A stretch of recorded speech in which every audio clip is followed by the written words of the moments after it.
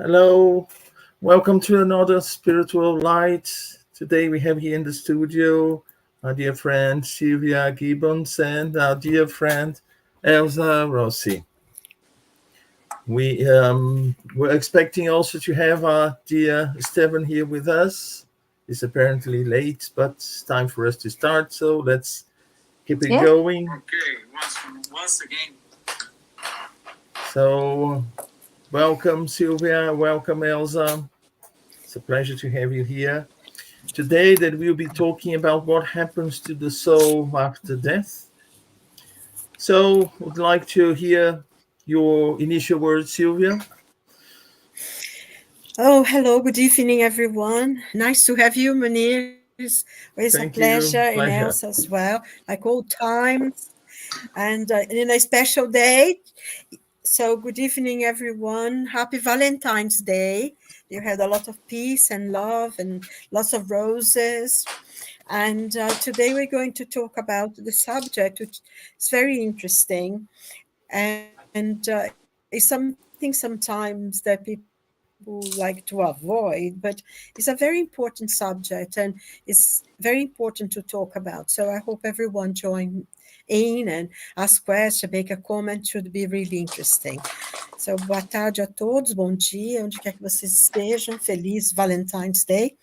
E hoje nós temos um tema bem importante e bom de se conversar, que às vezes as pessoas evitam conversar sobre isso, mas é um assunto importante, que é sobre a vida após a morte, porque nós sabemos que a vida continua. Então, bem-vindo a todos e participem do nosso programa, ponham mensagem, façam perguntas, e vai ser muito bom estar com vocês hoje. Olá, Elsa e Munir, que é ótimo estar com vocês novamente. Um grande abraço a todos. Thanks, Silvia. Elsa? Oh, hello, my dear friends. Yes, Silvia, it's really a great pleasure to be here once again.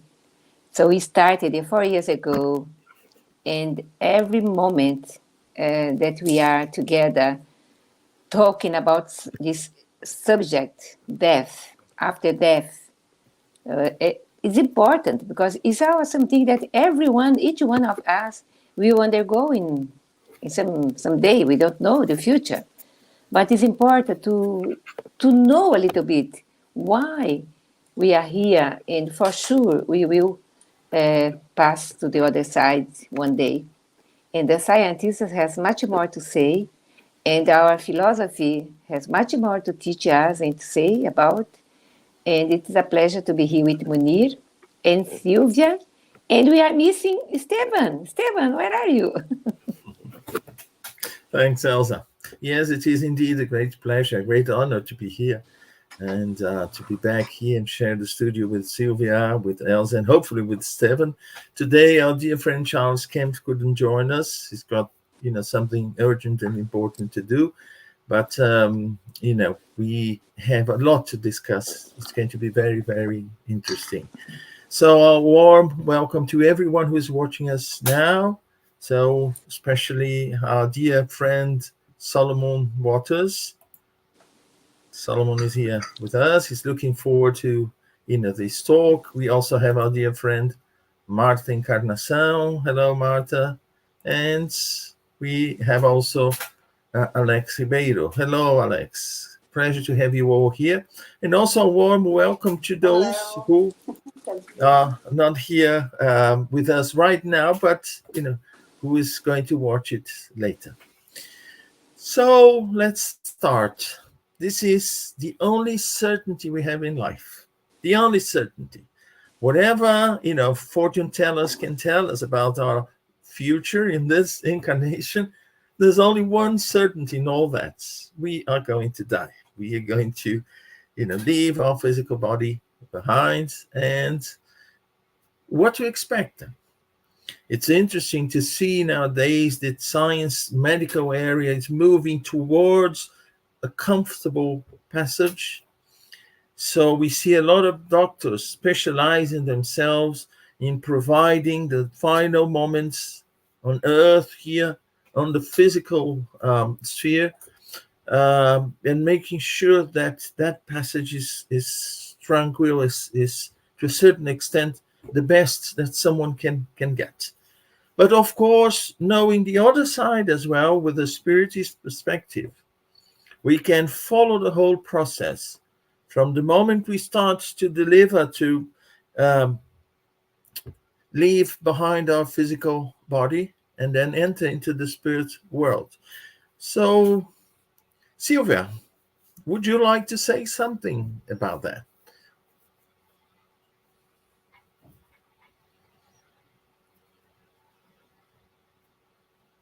Sound. Sorry, I didn't realize my sound was off. Wow, it's, as you said, this is the only certainty that we have in life. Absolutely, we were born, we live, and we're going to die. But I think the important point to understand here is that only the physical body dies. We don't die. Our spirit is eternal, lives forever. And this, at the end of this life, of this physical body's life, um, in which we came and we learn some lessons, we try to do the best we can, but we continue. Life starts anew in the spiritual world. So it's not like it's an end, but actually it's a beginning, because we were spirits, spirit beings that were being born. So in reality, when a physical body dies, what happens is that we go home.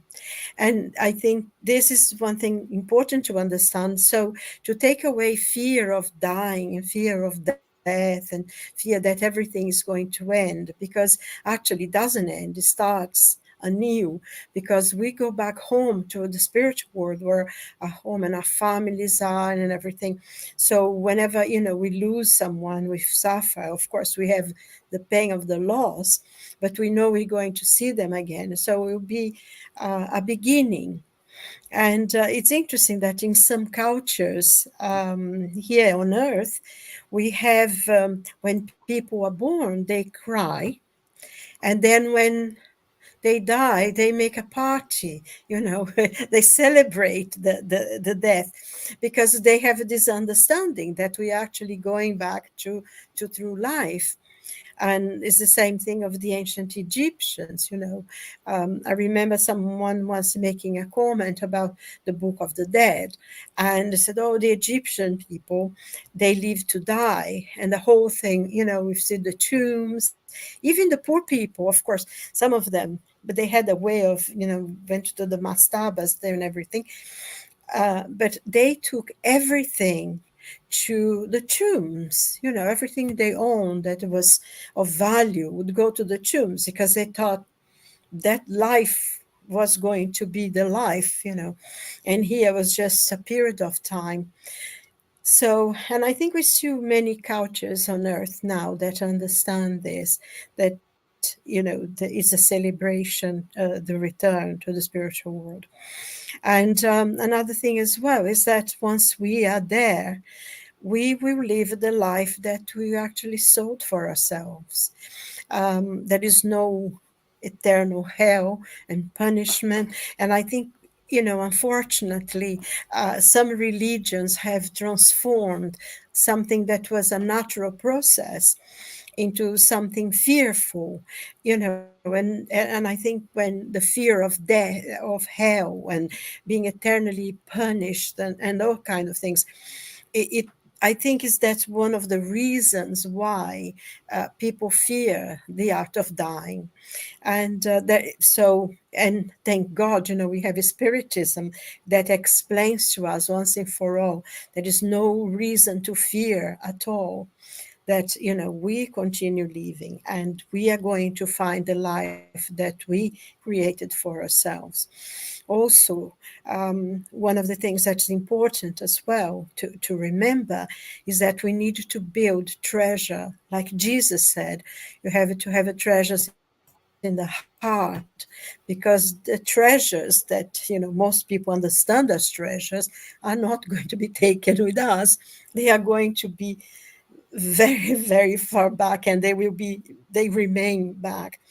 I remember once, I think it was Givaldo telling a story of this very, very rich lady in America, I think in Texas or something.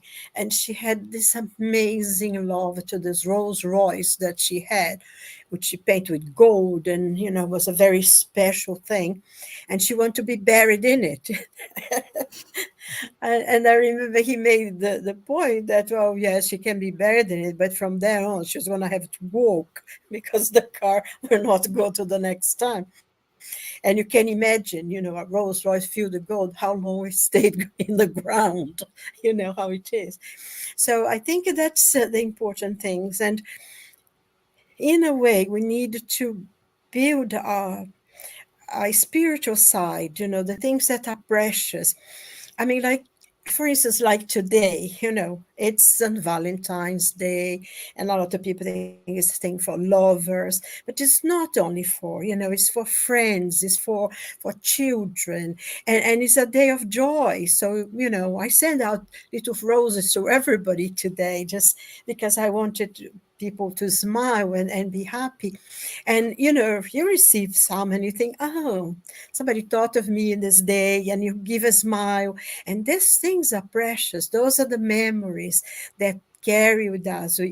We carry in our lives, in the days, the moments that, we have to face difficulties, illnesses, or whatever, because life sometimes is a challenge. Those are the little things that make a day that will give a courage and strength to survive for the next day. So, there is no need to fear death. It's just a process. And it's one of the very interesting things. Sorry, I say this word interesting too many times, but in ancient times, the people had a much more, not close, but a more understanding relationship with death than we do. For them was a natural process, was a transformation. And it's very common to see in temples. I mean, I think in Baalbek, in Lebanon now, was the ancient people, the Baal, they worship Baal. And they have these things that it's like you have these semicircles united, like life and death, life and death, life and death. This process that one thing into the other as a natural process of life. And in many ancient cultures, we have this, almost everywhere. The Neolithic man built tombs, the dolmens that we see all over Europe. And, in a way, it was like a celebration of death. And because they believed that there was a life beyond. And I think that it's something to remember. There is no need to fear. And we can create a better world for ourselves as we get to the other side of life. So I'll leave it there for, Well, for thanks. everyone. Very interesting, Silvia. Yeah, indeed. Elsa, your thoughts on that, please? Yes, Munir, the interesting moment for each one of us is really to take a moment to think about life and death. The way that we are using our time here, the way that we are preparing for the future, that is an investment for the future, because when we pass to the other side, we will be the same person as we are here now. If I am attached to the material things, I will pass over the other side and still will be attached. So I was watching a video today, I forgot the name of the doctor, that he was talking about the bad death, the person that is really dying. But the last thing, I think it was you, Munir, that told me that when we were talking today, the last thing in the body that stays is listening. So someone in your family are in bed or in hospital dying, or in other places, we have really to take care what we are saying, because the person that is there is already almost dead, it for me is dead, is still listening what we are saying. That is the way that you have really to care about. And never encourage someone to die, but only stay beside the person, saying good things, encouraging to face with freedom of the body. That is this passage that we call death. But it's not death for the spiritual world. It's born in spiritual world. Because when we born here, a lot of people are around us, smiling, chatting, happiness, etc. When we die, a lot of people are really crying, etc. But the other side, people are waiting for us, waving with a smile and the hugs and the happiness when we really prepare ourselves, because we can really not bother about our spiritual life here and there. And of course, it will be difficult for us to face this challenge, to face a new life, a new existence in the spiritual side, because we are immortal beings. We don't die because the body is dying. We cannot anticipate our death, never.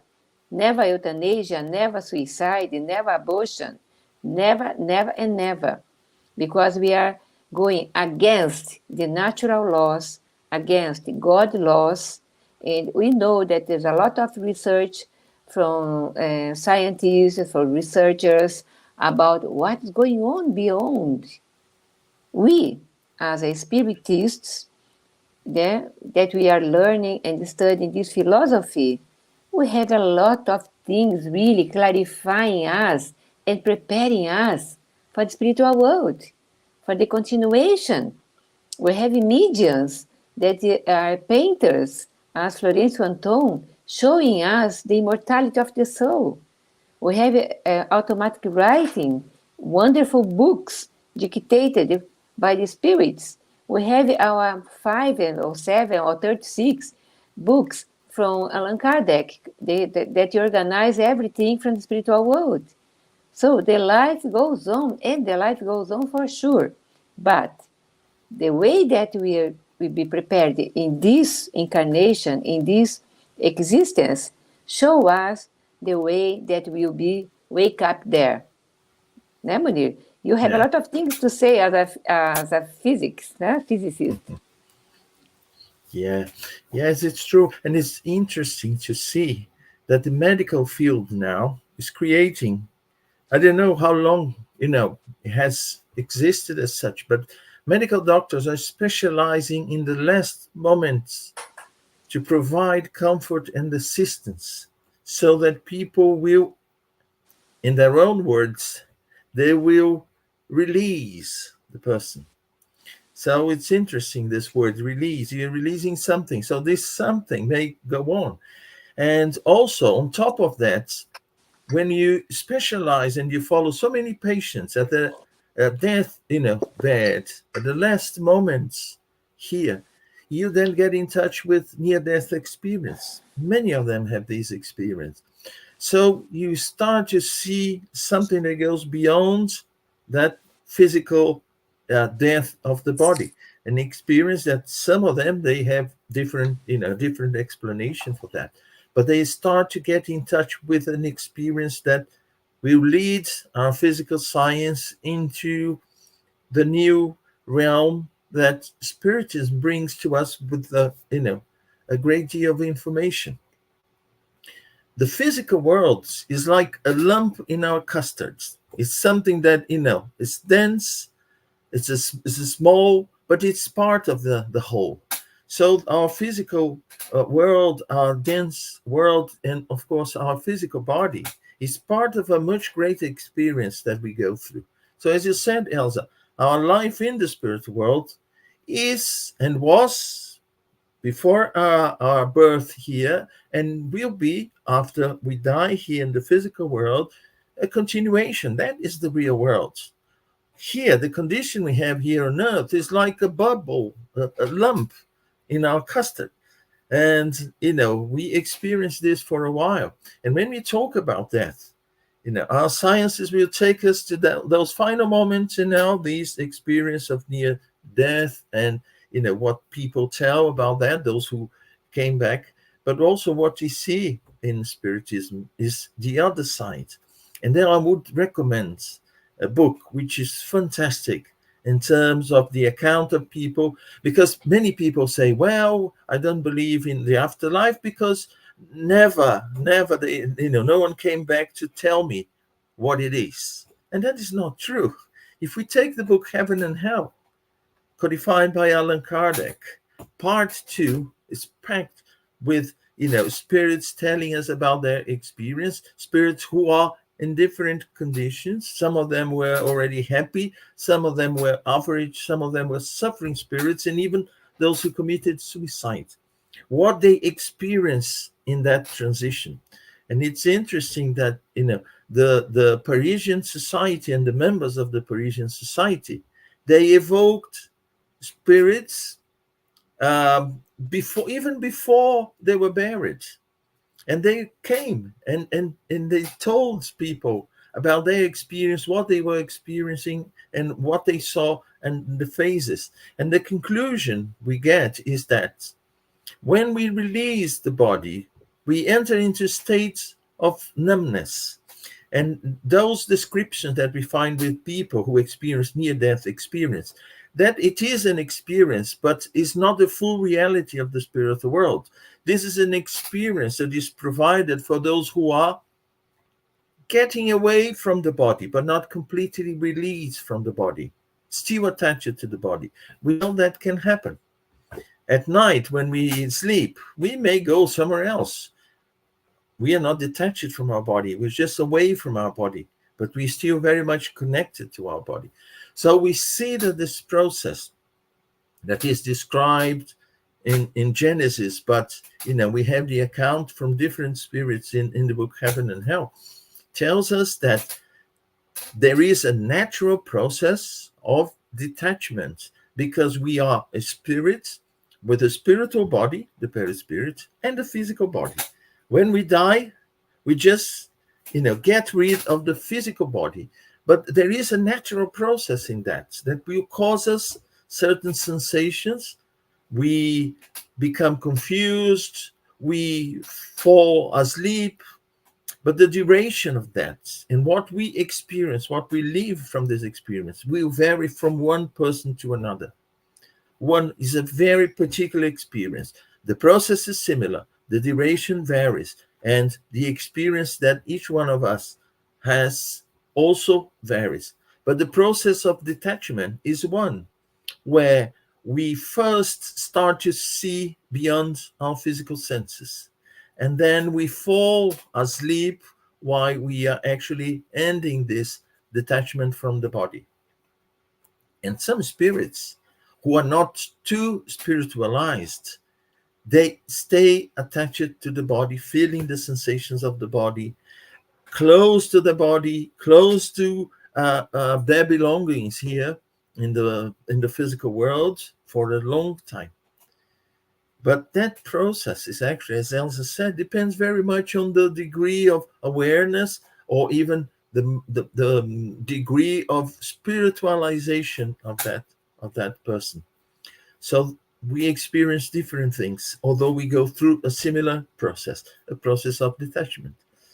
As Kardec puts in the book Genesis, when we are born, our perispirit attaches itself to the body, to the physical body, to the developing body, molecule by molecule, cell by cell.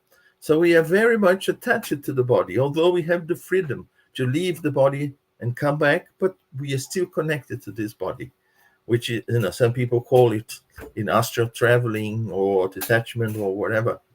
But when we die, we have first this experience, detaching ourselves from the body, but then disconnecting permanently from the body. And this is a second step in this process. First, we become aware of the presence of our loved ones, of spirits around us.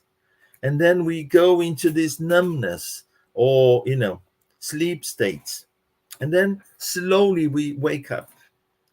And then when we wake up, we start to perceive the spirit world around us. And of course, depending on our level, this is a faster or a longer process, depending on each one of us.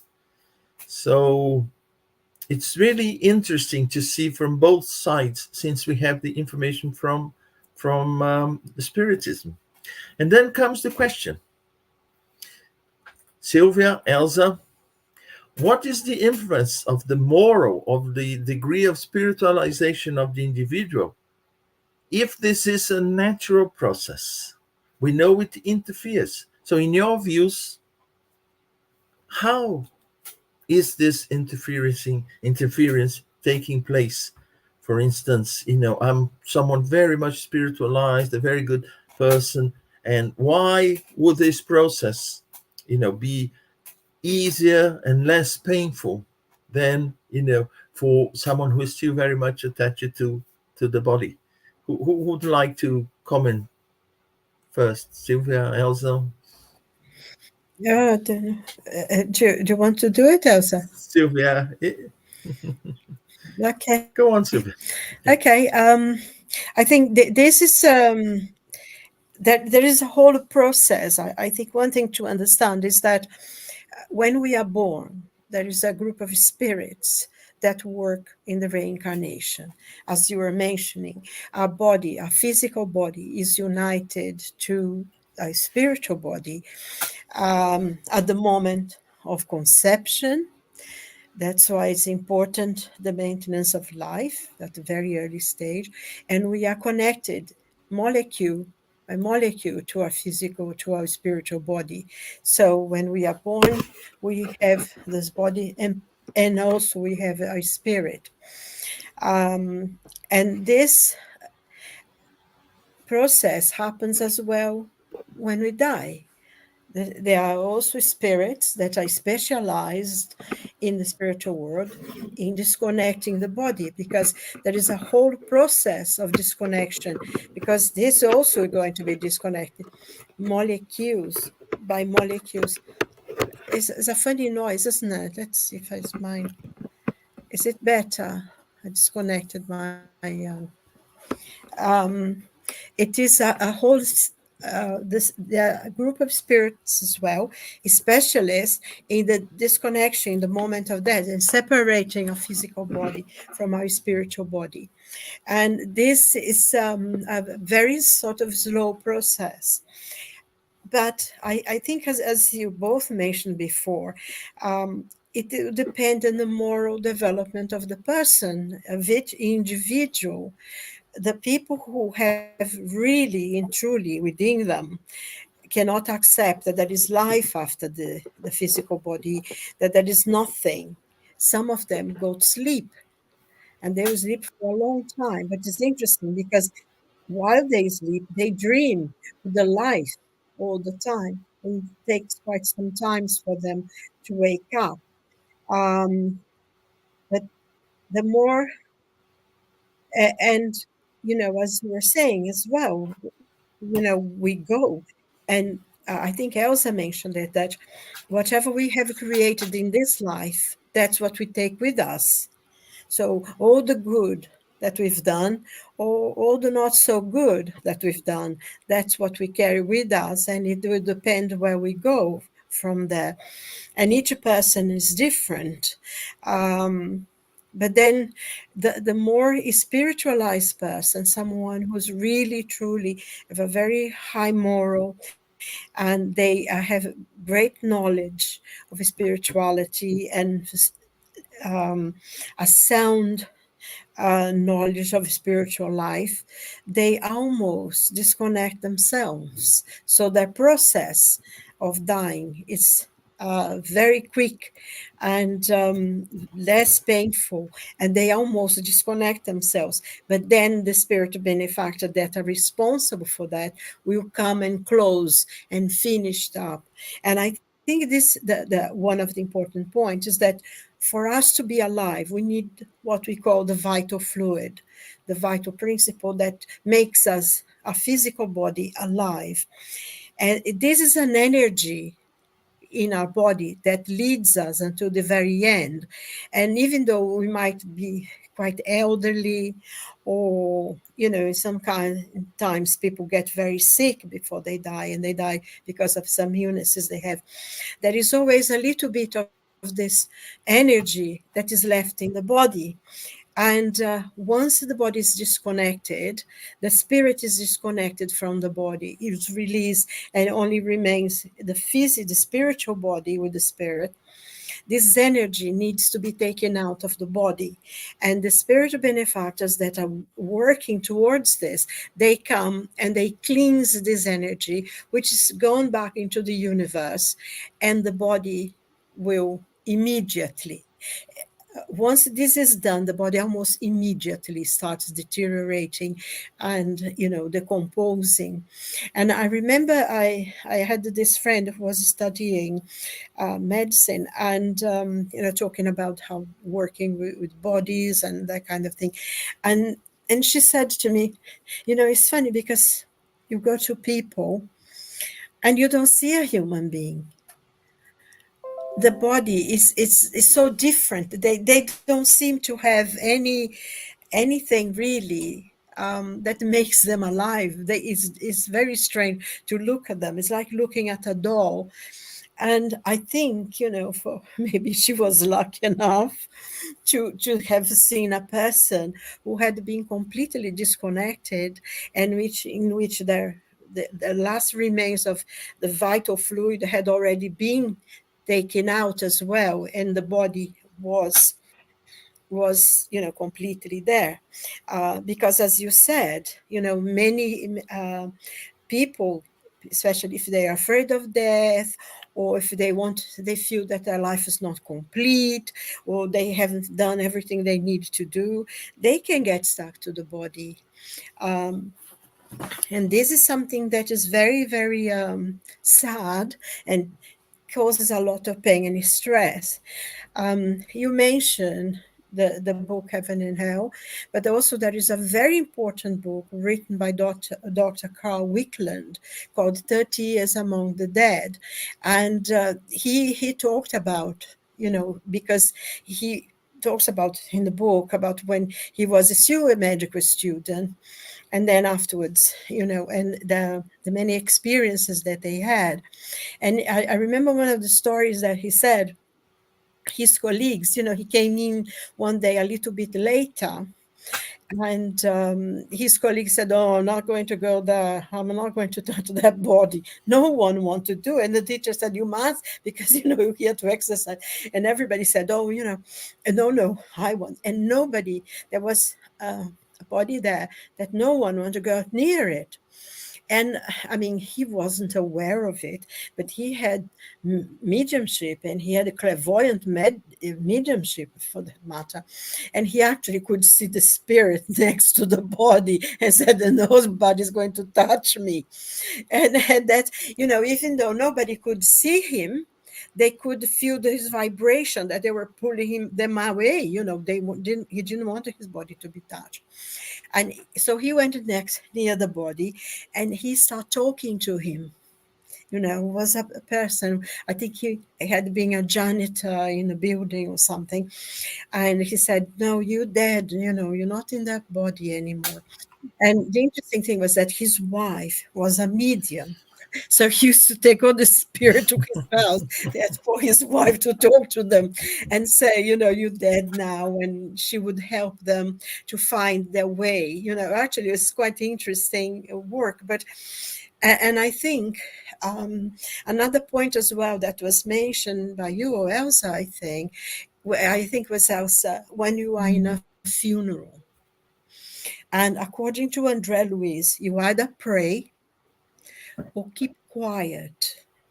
Try as much as possible to be in a very good, positive thoughts, sending a lot of love and vibrations to that person.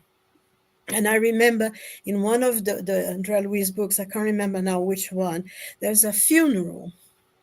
And the spirit still there. I mean, he was a good man. He had a very good life.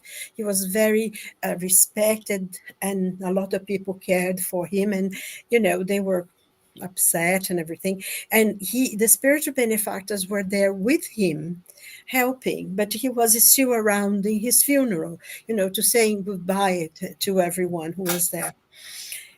And then one person started talking to another, saying, oh, he died, but he never knew that this had happened. And something had happened, and but it was completely finished, never again mentioned. And people had their own lives, but he didn't know, and he heard it in his funeral, because somebody was was gossiping, talking about things that he never knew this and that. So he was there being quite frivolous and talking about things that should have been and had been forgotten for years and years, but it completely destroyed his peace, because he felt really bad. And it for the spiritual benefactors that were there helping him, he had helped him in the transition and the disconnection of the body. It was really very, very difficult for them, because they completely dismantled him in finding out something that had happened that he had never known. So this is very important. If we go to a funeral, you pray or you say something positive about the person, or you keep quiet, even your thoughts, because the spirits can read your thoughts. So if you're not, really willing to do that, it's better for you not to go. And actually, it was a thing that André Luis says in the end, when he was describing the suffering that came upon this man, that he was completely happy before. He said sometimes it's better if you die as like a homeless person in the middle of the road, that no one knows you, because then nobody's coming to your funeral to gossip and can create so much problems. It's happier to do this. And I think just another point as well that's important for us to remember, that to die is easy. The process of discarnation is what is difficult. And it's the process of the discarnation, is the disconnection of a physical body from our spiritual body, molecule by molecule. And this energy, the vital fluid that still remains in the body, has to be released and sent out to the universe, and the body begin to decompose and become other things as well. Nothing is wasted, goes back as well to the molecules and becomes something else. So everything is renewed. So this is very important. This process of discarnation we shouldn't be afraid of, and we should really be careful when we go to people's funerals. So sorry if I No, wonderful. Thank you very much. Yeah, It's you've mentioned some very important aspects, and we are made out of stardust, because our planet is made of stardust, and our body as well, because it is composed by ingredients, as it were, from this planet. So, and when we we leave it behind, it will return to where it came from. This is natural, It's the spirit that is the key aspect in all this, and the progress the spirit can make. And another important point, yes, many spirits are allowed to be at their funeral, and they are aware. They are not sometimes fully discarnated, as you mentioned, detached from the body. That will happen afterwards. Some of them describe, yes, I was at my funeral, and all of them, happy spirits, average spirits, suffering spirits, they mention how important are prayers from those who pray for them sincerely, with the sincerity, with love, all of them. And we see suffering spirits coming to the meeting and asking for prayers. Please pray. There is a case in the book Heaven and Hell of a suffering spirit. He comes every week to ask the medium to go to his to the cemetery and pray there, close to his body, for him. It's really interesting, because he's undergoing tremendous suffering. He's not detached from the body. I think he committed suicide, And every time he comes in this suffering and asks the medium, go there and pray for me, pray for me. And they pray there. And he says, oh, it's wonderful. I start to feel better, but go and pray for me. So this is also very important. And another aspect is the fact that there's a case of a materialistic person. He was a very materialist, and his brother as well. But this guy committed suicide because he believed in nothing. He said, well, I'm not getting satisfaction from my life. I'll cut it short. And then he was suffering. And he said the greatest moral suffering for him, because our body suffers, the body, because some people say, oh, what I fear in death is the pain I'll have to go through. And the spirits, they are adamant. You don't feel the physical pain once you are, released, when you are detached from your body. You suffer while you were there. Once you start the process of discarnation, you won't feel the physical pain anymore. But so in this case, who was this guy? And he said the greatest moral suffering I underwent was because I was forced to accept the existence of God, something I denied all my life. So the reality I had to face was completely the opposite to what I, sort of stuck to throughout my entire life. And he said, it is a burning sensation to, your ideas, how would I say, he was kind of stubborn. He, was thinking, too much, that, he had the final word and that was it in full, and he had to experience something totally different. So for these spirits, that was the most painful. He said it's almost like a burning inside. And also he had committed suicide that aggravated his situation. His brother was in a similar situation, but he wasn't as bad as this guy because he didn't commit suicide. He returned to the spiritual world in a natural way. So, but still, he also had to face this because he was also very much attached to the physical world and not believing in God or anything. So we see how important it is, this preparation. And the fact that Spiritism tells us about a part of this universe that while in the physical body, we are not aware of most of the time. Not that we are not aware of, but most of the time.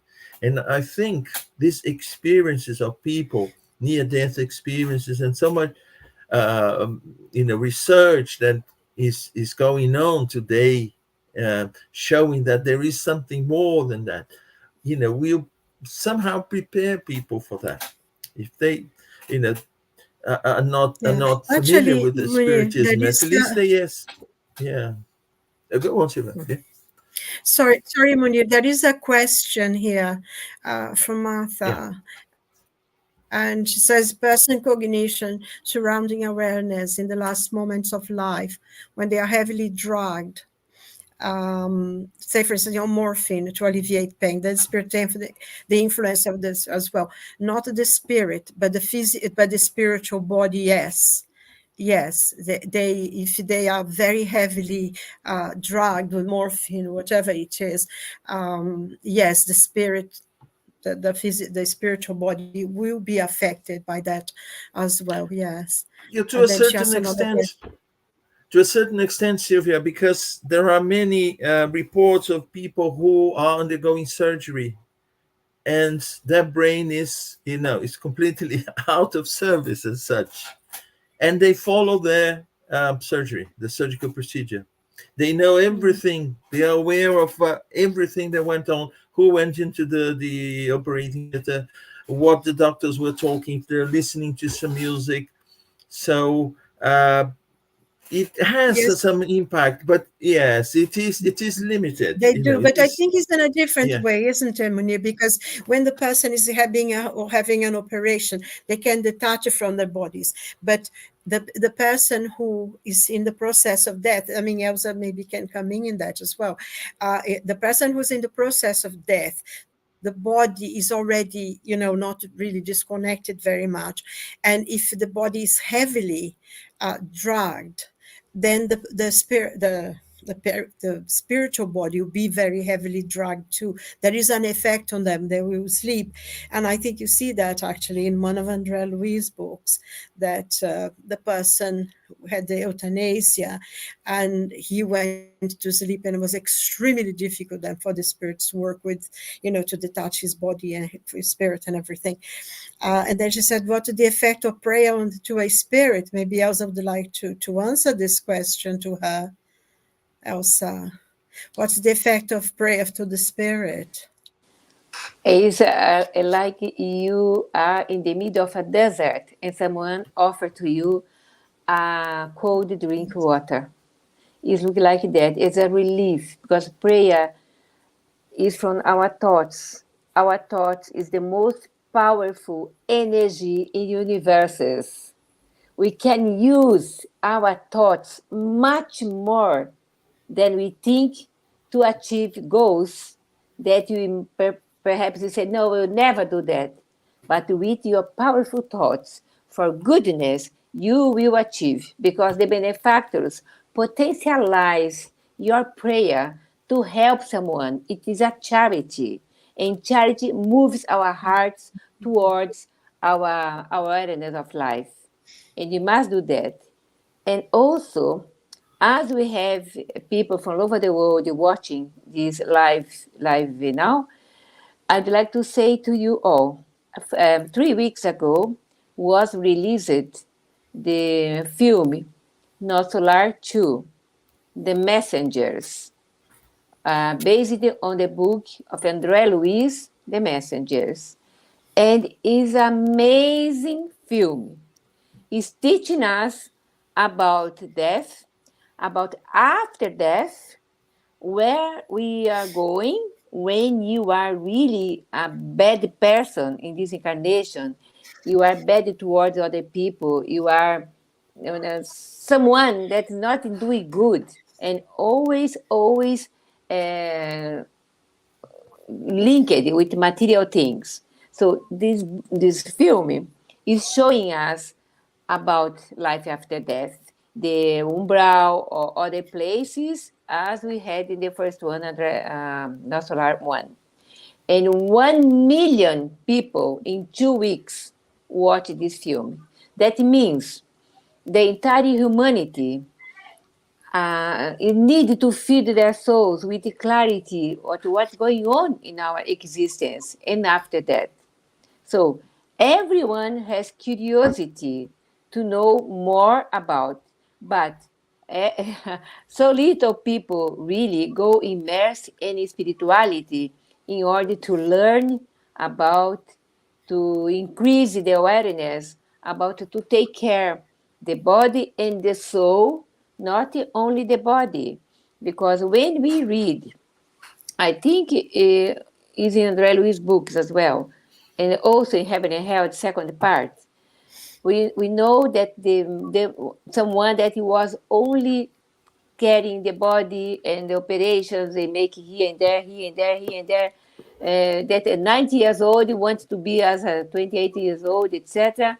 When die, is completely attached to the body, and they stay there and see the body, the worms taking over of the body, the physical body. That is a suffering that only in leadership meetings or only in churches or people that are praying for the soul, the ghost and the souls that are in this situation can help to relieve them, to make them wake up to the spiritual side, spiritual world, and go for help in the spiritual world. Oh, Yeah. Stevan, I was missing Hello, you. Stevan. Hi, Steven. Hey, I'm Thank you sorry. for I'm this. sorry. My battery in the phone died, and my brother's flight was late, so it was a nightmare. No Okay, it's problem. nice that you're there now, anyway. But Yeah. just one point, what you were saying, Munir, before just Yeah. reminded me. A friend of mine, her mother-in-law, More. was quite elderly, And she didn't really, I mean, she was a really good person. She was a really nice person, helped a lot of people and everything, but she didn't believe in God, you know. And my friend took care of her till she passed away. And I think about 2 weeks after she passed, my friend had a dream with her. And she said to her, I came to tell you God exists, you know. I just want you to know that God exists, because my friend would always pray for her. You know, she was grateful, but she didn't quite believe. And then she said, I had to come here to tell you God exists, you know. He really does. So it's interesting, you know, Yeah, it is. something like that. You know, there is a case of someone who was about to die. He was about to die. He had a sort of near-death experience. He came back just to tell his family that he was wrong, that God existed. And forget what I said all my life, you know, the reality is different. Then he returned to the spiritual world. And when, you know, doing an evocation, he came and they asked him, what was the purpose of that? And then he said, you know, it was important that I changed at the last minute, but I changed and made all the difference on the other side, you know. So this is really important. It's really, really important for us to prepare ourselves in that sense. It's not just a question of you know, no, won't make any difference. In doubt, it's better to believe in something, because if there's nothing after, it won't make any difference. But if there is, and you are on the wrong side, then you know it may mean trouble, you know, to you. So yeah, Frozen. Great. Everybody's yeah. frozen. Okay. So Stevan, So my 2 cents is say thank you again. Yes, no problem. If you have any it's announcement or you know And the show. to make or anything, I'm not prepared for no anything. problem. I just I just No problem. plug in, but I want to say Okay. But that's thank you wonderful that all. you made it. Yeah, thank you all. Thank you for Good the to see you. contribution. I bet it was a good show. Uh, If I can say something, only to remind that Florence Wanton, the medium that paint a lot of wonderful portraits from the spiritual side, Renoir, Van Gogh, Toulouse, etc. Will be in London. He's in Spain now, I think Portugal, but for several places. That is the way to show as well the immortality of the soul, because the spirits are teaching us, and the workshop that will be here will be wonderful as well. So that is a reminder. Yeah. And this coming Sunday, we have the final, or the fourth part of Charles's presentation about the autobiography of Camille Flammarion. So it was initially going to be just one talk, but in the end it was so interesting. There was so much information about this important figure in Spiritism, and not just in Spiritism, but also in science, in astronomy. So the Charles, in the end, he split into 4 presentations, and this Sunday, 7 p.m. London time, he will give the final talk on Camille Flammarion and his biography. this is good. Yeah. Yeah. Yeah. But yes, it's a very interesting topic. I think everyone has doubts, and has something that would like to clarify, and I hope we manage to at least answer a couple of answers, or show them the direction, the right direction. But I would advise people, if they can read, can get hold of a copy of Heaven and Hell, or 30 Years Among the Dead, which is also a very nice book, and see what spirits they have in common to tell us about their return to our homeland, the spiritual world, and what they experienced during the transition and after that. And There is also, the book as well of Dr. Edith Fiore. Yeah. That she wrote also about, the dead, the people who had died and everything, because opposite of what people think, they're not dead, they are alive in a different dimension, and I think this is something very important for us to remember. And we go to the places, there are hellish places in the spiritual world, absolutely, and there are heavenly places as well, but we go where our mind is. So if we created a world here on earth of goodness, of charity, of kindness, we go to a place where there is kindness, where there is love. And if not, we go to the places where we lived.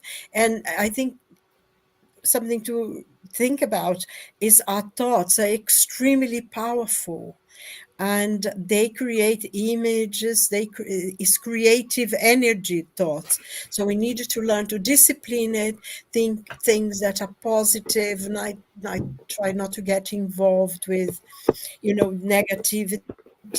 And I think, like Martha asked about prayer, and Elsa said it's like a glass of water to a man in the middle of a desert.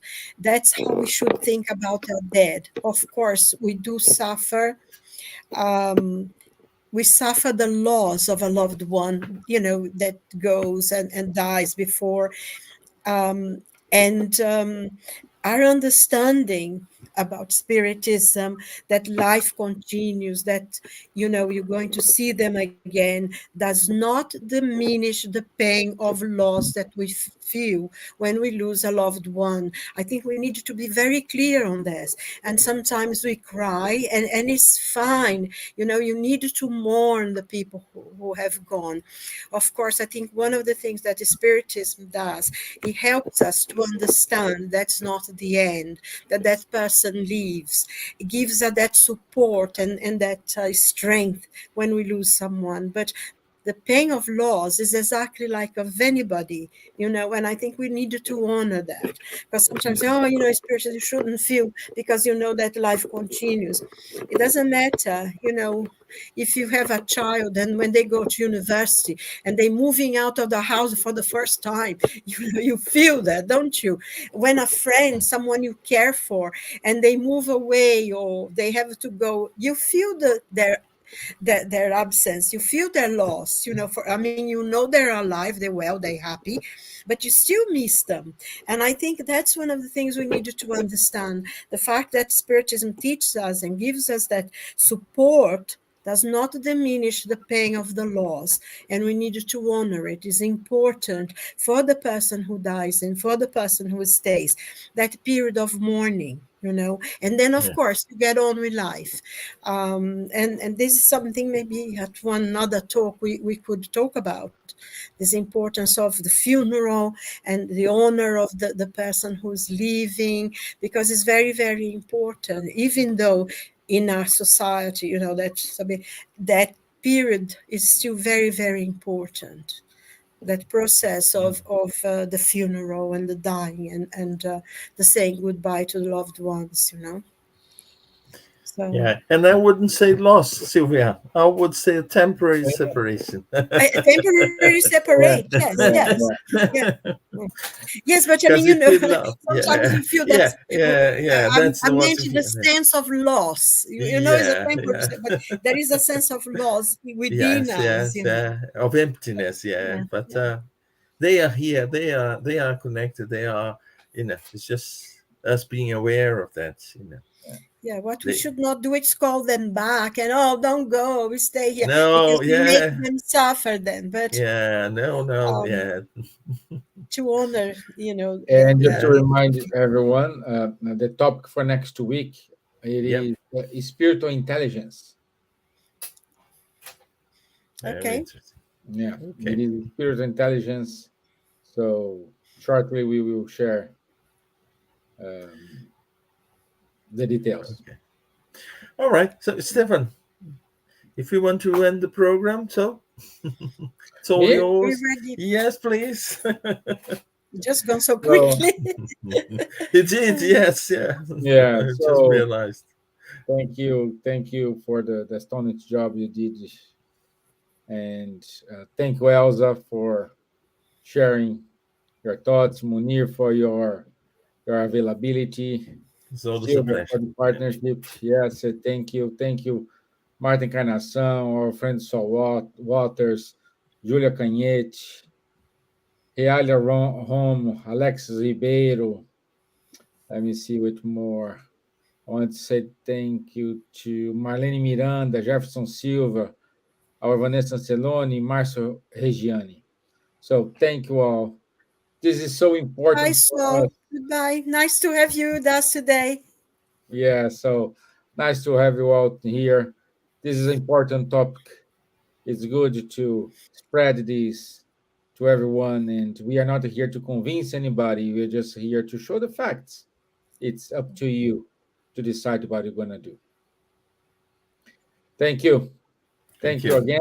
Thank you. Have a Good night. lovely, God bless. lovely And once evening. Bye again, bye. very Bye happy bye. Valentine. Happy Happy Valentine's. Valentine's, everyone. Bye Yeah. bye.